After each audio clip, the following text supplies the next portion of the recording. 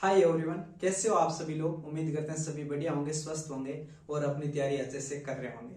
आज की इस वीडियो में अपन बात करने वाले हैं एसएससी सीएचएसएल 2024 से रिलेटेड जो भी आपके मन में डाउट है उनके बारे में कि भैया इनका नोटिफिकेशन कब आउट होगा, कौन फॉर्म भर सकता है, एजुकेशनल क्वालिफिकेशन क्या रहने वाली है, एज लिमिट क्या रहने वाली है, एग्जाम कब होगा, एग्जाम पैटर्न क्या है, कट ऑफ क्या रहने वाली है। इन सभी पॉइंट्स पर अपन डिटेल से डिस्कस करते हैं। तो चलिए, जैसा कि हम एसएससी सीएचएसएल 2024 के बारे में बात कर रहे हैं, इसका नोटिफिकेशन 2 अप्रैल 2024 को जारी होगा, यानी आज से लगभग एक महीने बाद नोटिफिकेशन देखने को मिलेगा। और इसके फॉर्म है वो 2 अप्रैल से ही स्टार्ट हो जाएंगे और फॉर्म भरने की लास्ट डेट आपकी 1 मई रहने वाली है। यानी आपके पास फॉर्म भरने के लिए 1 महीने का समय मिलेगा। 2 अप्रैल से लेकर 1 महीने तक, 2 अप्रैल से लेकर 1 मई तक, यानी आपको 1 महीने का टाइम मिलेगा फॉर्म भरने के लिए। फॉर्म फीस की बात करें तो 100 रुपए फॉर्म फीस रहने वाली है, वो भी जनरल, ओबीसी और ईडब्ल्यूएस के लिए रहने वाली है। एससी एसटी और गर्ल्स के लिए कोई फीस नहीं रहेगी। एज लिमिट की बात करें तो 18 to 27 ईयर्स, यानी 18 से 27 ईयर एज लिमिट रखी गई है। एससी एसटी को 5 साल की छूट मिलती है और ओबीसी को 3 साल की छूट मिलती है। यानी अगर कोई ओबीसी कैटेगरी का एस्पिरेंट है तो वो 30 साल तक फॉर्म भर सकता है, और एससी एसटी का कोई 32 साल तक का है तो वो इस फॉर्म को भर सकता है। एग्जाम डेट की बात करें तो जून जुलाई 2024 में एग्जाम होगा। यानी जहां तक मेरा अनुमान है, जहां तक मेरा मानना है, जून के लास्ट वीक में इसका एग्जाम स्टार्ट हो जाएगा। एजुकेशनल क्वालिफिकेशन की बात करें तो 12th पास, कोई परसेंटेज मैटर नहीं करता है, आप किस बैकग्राउंड से आए हो कोई मैटर नहीं करता, सिंपली आप 12th पास हो तो इस फॉर्म को भर सकते हो। पोस्ट आती है डीईओ, डाटा एंट्री ऑपरेटर, उसके लिए आपको 12th पास फिजिक्स और मैथ से होना जरूरी है। बाकी पोस्ट के लिए आप किसी भी बैकग्राउंड से हो कोई फर्क नहीं पड़ता, सिंपली आप 12th पास होने चाहिए, आपके परसेंटेज चाहिए कितने भी हो कोई फर्क नहीं पड़ता। ठीक है दोस्तों, अगर इसकी सिलेक्शन प्रोसेस की बात करें तो आपको मेजर 2 स्टेज से गुजरना है, टीयर 1 और टीयर 2। टीयर 2 के साथ ही आपकी टाइपिंग होती है। अब इसके डिटेल में एग्जाम पैटर्न के बारे में बात करें, अगर टीयर 1 की बात करें तो टीयर 1 में 4 सब्जेक्ट पूछे जाते हैं, मैथमेटिक्स, इंग्लिश, रीजनिंग और जीके एंड जीएस। चारों सेक्शन से आपके 25-25 क्वेश्चन आएंगे, 25-25 क्वेश्चन आएंगे। पर क्वेश्चन 2 नंबर का होगा, यानी टोटल 100 क्वेश्चन आएंगे और 200 नंबर का ये पेपर होने वाला है।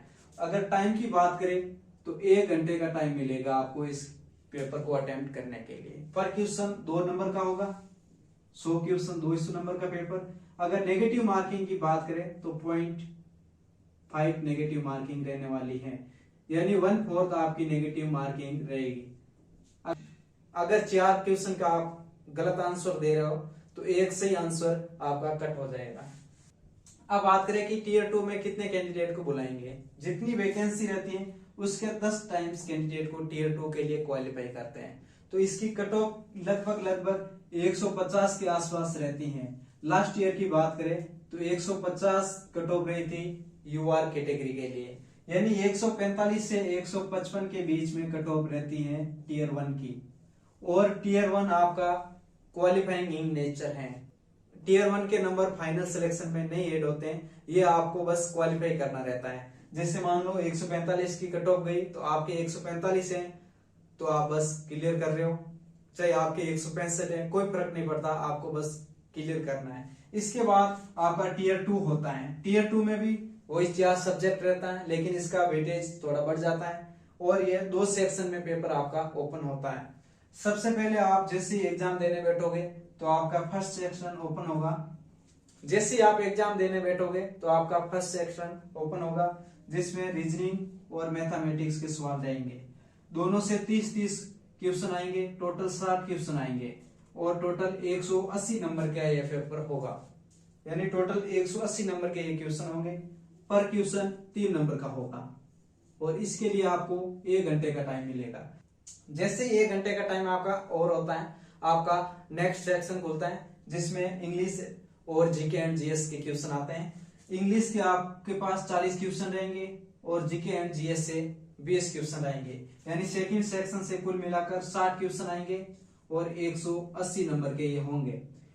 पर क्वेश्चन 3 नंबर का होगा, और नेगेटिव मार्किंग की बात करें तो -1 रहेगी, यानी 1/3 नेगेटिव मार्किंग रहने वाली है। और टोटल ये आपका मेंस का एग्जाम है वो 360 नंबर का रहेगा। फाइनल आपकी जो भी मेरिट निकलेगी वो 360 नंबर में से निकलेगी। टीयर वन का कोई रोल नहीं रहेगा फाइनल सिलेक्शन में, आपका फाइनल सिलेक्शन 360 नंबर में से ही होने वाला है।